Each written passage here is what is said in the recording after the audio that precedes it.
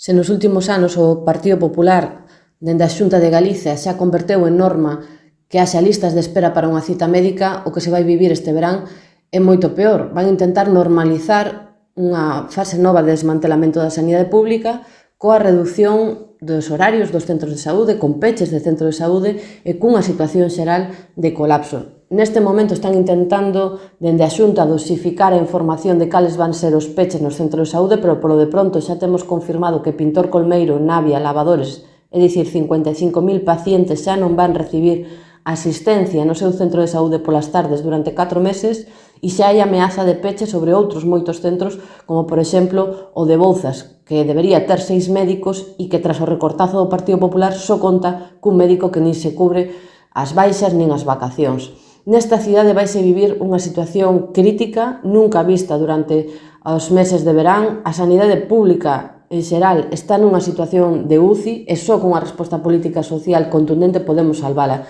E nese sentido, dende o BNG, imos por todo o noso esforzo, vimos de trasladar á Cámara Galega iniciativas para parar este ataque, para que se poñan en marcha as medidas estruturais para salvar a atención primaria, porque o que hai aquí é un problema estrutural que ten que ver cunha planificación neglixente por parte da Xunta, que sabe dende hai anos cal é o volume de xubilacións que tiña que afrontar nos seus cadros de persoal, igual que sabe que como cada verán hai vacacións. Isto non é unha novidade. E a responsabilidade non é dos médicos, senón de quen dirixe e de quen xestiona os Sergas. Por exemplo, na última convocatoria de formación MIR, na especialidade de médico de familia, quedaron sin cubrir unha de cada 3 prazas ofertadas. E isto é un síntoma claro de que existe unha falta de previsión do sistema e que está tendo un impacto unha política de queime dos profesionais con axendas saturadas, cunha formación cada vez máis deficitaria porque non hai titores, que ninguén lles está ofrecendo o tempo e o acompañamento adecuado. O que fallan non son os médicos, sino quen xestiona os Sergas,